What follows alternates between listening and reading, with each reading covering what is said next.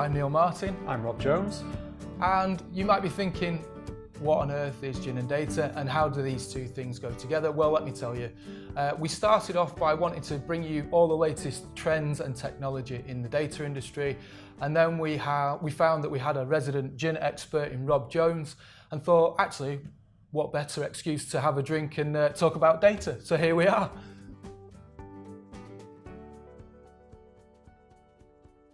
So I've got an interesting one next. I've got something from a distillery in Manchester, Missouri, Manchester, called Zymagorium. Okay. First question is, spell it. Oh, no chance. So this is Zymagorium, Manchester-based distillery.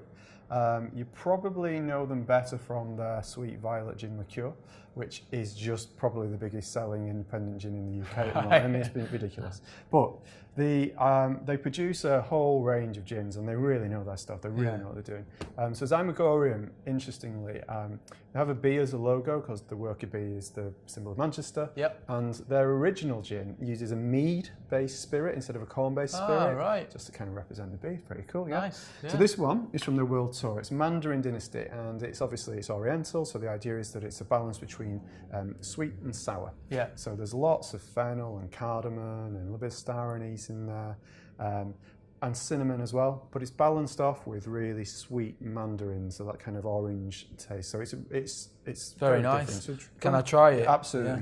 give it a whirl. Well, you straight away get the scent of star anise, Well, don't you? I have garnished this one with star anise because they look beautiful as well. But they really complement this gin.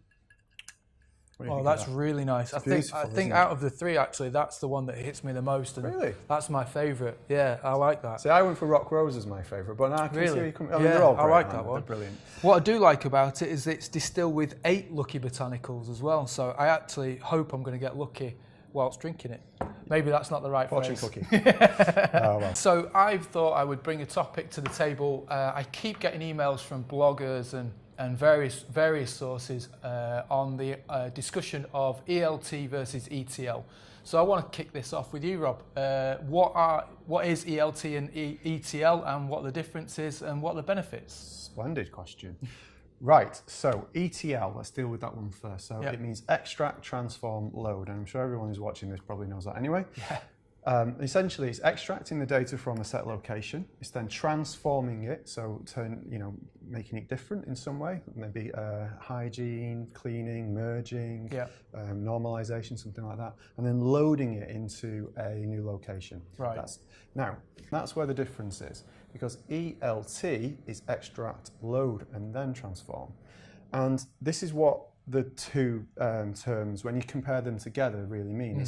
Are you talking about a data warehouse or are you talking about a data lake? So let's talk about that. Okay.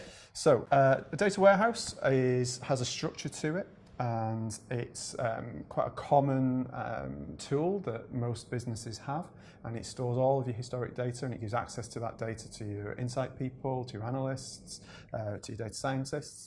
However, data scientists don't really like it because that data's already gone through a transformation process. Right. So you've made some decisions about that data as part of the transformation. Okay. So when it appears in your data warehouse, it's all been nicely laid out and standardized and cleaned, and actually you're not getting a true picture of what that data used to look like. So, right, okay. And for a data scientist, that's important.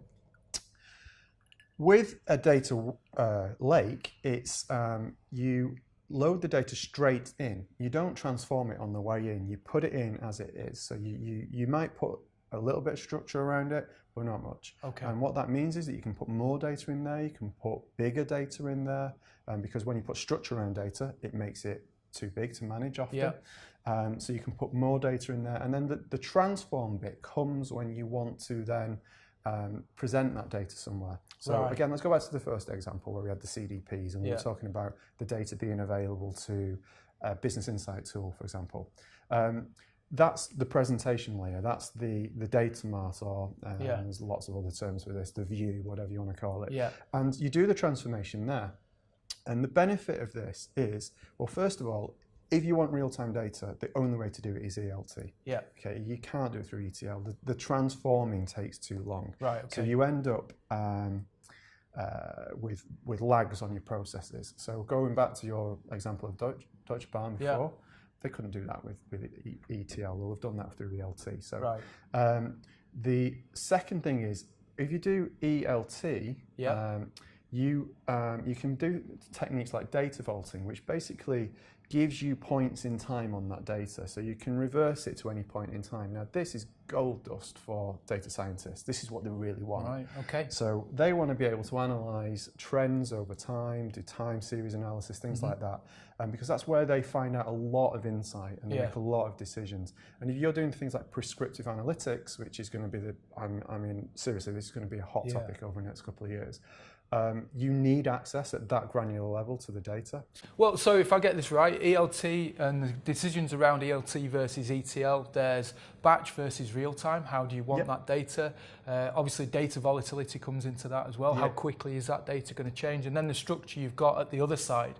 How is your skill set on the other side to access that data and make it usable once it's there? Yeah. Is that about right? Absolutely, yeah. And also, don't forget as well, if you've got data scientists, then you really need to start looking at ELT rather than ETL, because they need that granular access. So great stuff, great stuff.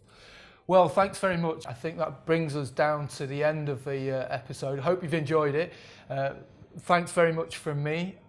Thank you very much from me as well. And we'd like to, a bit of two Ronnies there. Yeah. We'd like to also say a quick thank you to Quaff, who've put us in this amazing store with all these amazing gins. Very much a big thank you to those guys.